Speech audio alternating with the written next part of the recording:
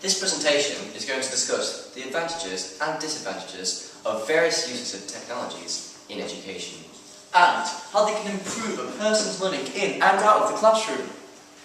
Technologies have been a part of teaching and learning for centuries. As types of technology have changed over the years, so has their importance in the learning process. So, is technology a good thing in the classroom, or merely a distraction? Let's find out. Now we're going to look at the iPad And its positives and negatives in education. The iPad can be very advantageous in education in a variety of ways. It is lightweight, making it very easy to use in various learning environments, including outdoors. It also has an instant-on capability, sparing time at the beginning of the lesson, loading and signing into computers.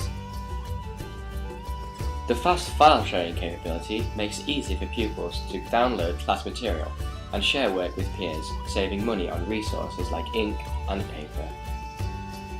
The touchscreen allows a bigger and better degree of interactivity with its easily navigatable interface. The vast collection of relatively cheap apps for the iPad also provides many different forms of learning, from the thousands of educational applications available. There are many great free educational sites that are built on Flash but cannot be used. However, there are certain applications which allow Flash to run, but there are costs involved. Using tablets as e-books is a great idea until the battery dies. The student ends up having no textbooks and no computer. There's also the matter of crime. No one ever wanted to rob from a child at a school, but knowing the student may have an iPad will change aspects. The iPad has become a really effective resource in the classroom. The children have really responded well to using them in school.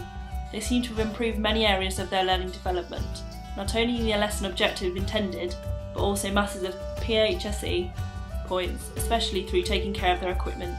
And they have learnt to develop relationships through work and play, for example, by sharing equipment with other pupils or their friends in a group task. iPads seem to us to be the more interesting way of working. Writing notes seems to be a more exciting on iPads due to the touchscreen technology. iPads are the new exciting piece of technology wanted by all. It is easily portable, so you can take your work anywhere with you. iPad's capability allows the user to work on various formats, easily sharing work from iPad to computer, both in Mac and PC formats. Next, we'll have a look at Smartboards and how they've become a useful tool in classroom teaching. The Smartboard is the latest generation of classroom writing boards. By connecting to a PC, it enables teachers to use a wide variety of software and other educational resources. However, one problem is the setup of the classroom, specifically in older buildings where there are already fixed permanent features and installations that may interfere with the rest of the Smartboards. Students are able to keep up to date with the latest technology by being able to interact with the board, using their hands and smart pens to manipulate the display. It is also thought that Smartboards may become a distraction as children are immediately focused and distracted by the boards. It is also the initial expenditure of purchasing this item. This is a big investment from often limited budgets. The large projection allows the entire classroom to view documents and videos easier. Smartboard can be used by only one person at a time, which is good for the teachers but causes problems when children use it for interactive sessions. The Smartboard can produce some amazing presentations, but this all depends on the skill and knowledge of the user. If the user is only using the basic writing qualities of the Smartboard, they are essentially using a standard whiteboard. Overall, we feel that the positives outweigh the negatives for this technology, as the presentation abilities enable the user to introduce a vast amount of file types and interfaces into a presentation, as well as the interactive features that allow editing and note-making. This prompts and sustains pupils' interaction in a way that exceeds the use of a traditional board, showing more enthusiasm in lessons.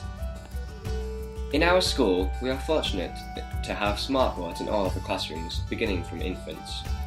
Teachers are able to utilise the smartboard for just about anything they need.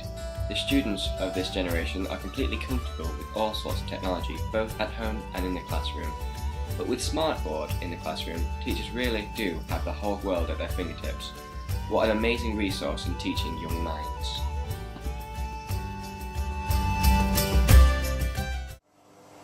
Next we'll be looking at Xbox and its new Kinect feature. And how it can be used as an opportunity or a dilemma in the classrooms. The Kinect has been used in a technology college by Ray Chambers and has shown remarkable results. He decided to use the Kinect at schools as a way of motivating pupils. He recognised that getting students to manipulate the cursor on screen by moving their bodies could add an interactive physical element to learning materials. There are a few problems, however, with the Kinect. The synchronization from the player to the Kinect can become a problem by not registering properly. The programs created for the Kinect included systems for making quizzes and spelling tests, interactive lessons about the digestive system, and phonics. Another issue is the amount of space the Kinect needs for a person to operate it. Education Secretary Michael Gove's announcement in January was that schools should help pupils to program software instead of just using it, added further impetus. Chambers decided that he would teach pupils basic programming from the Kinect. The lighting in the room as well can cause problems, as poor lighting can affect the performance of the program. The Kinect is helpful in keeping children active and motivated to do work. The lessons stand out from bog standard lessons. The number of students that can use the Kinect at the same time is limited, and usually only 2 students can use it at once. Chambers' success has not gone unrecognised from his use with the Kinect. He was awarded the 2012 Innovator in Secondary Learning Award. Overall, we believe that the Kinect in the classroom is a positive and useful asset to have in lessons. However, at home it still remains as a gaming console. The Kinect is a useful feature for education, as it is not only engaging but also interactive for the students. Even though it was designed for a games console, its uses in education are limitless. Next we're going to be looking at YouTube. And its uses in education. YouTube can be widely used in schools as a way of viewing ideas visually, an independent teaching device with the many how-to videos available. It can also help students out of school with online revision tuition. YouTube can be used safely and securely through other sites, so people cannot see inappropriate videos. Websites such as SafeShare allows teachers to edit YouTube videos and see them in a safe, secure website. YouTube has a wide range of educational videos, but also has content which is distracting, irrelevant and rated over 18. Some YouTube users give drawn aids to speeches to help people to better understand what they are listening to. It can also be a fun way of learning outside of school, as many YouTubers create fun videos for learning. Safety mode blocks potentially questionable material, adding an extra layer of protection for users. Most educational institutions block the use of YouTube on their computer networks, as it is seen as a distraction rather than an educational tool. YouTube is more than just a cute cat video site. It's matured into one of the biggest resources for educational content ever. It is worth your time to sift through reams of silly and sometimes inappropriate YouTube videos in the hope of finding a clip that could play an important role in your students' learning process. So, that's all we've got time for today. We hope you enjoyed today's episode. Thank you for watching. Next week we'll be looking at healthy eating. So, from all of us here, Goodbye!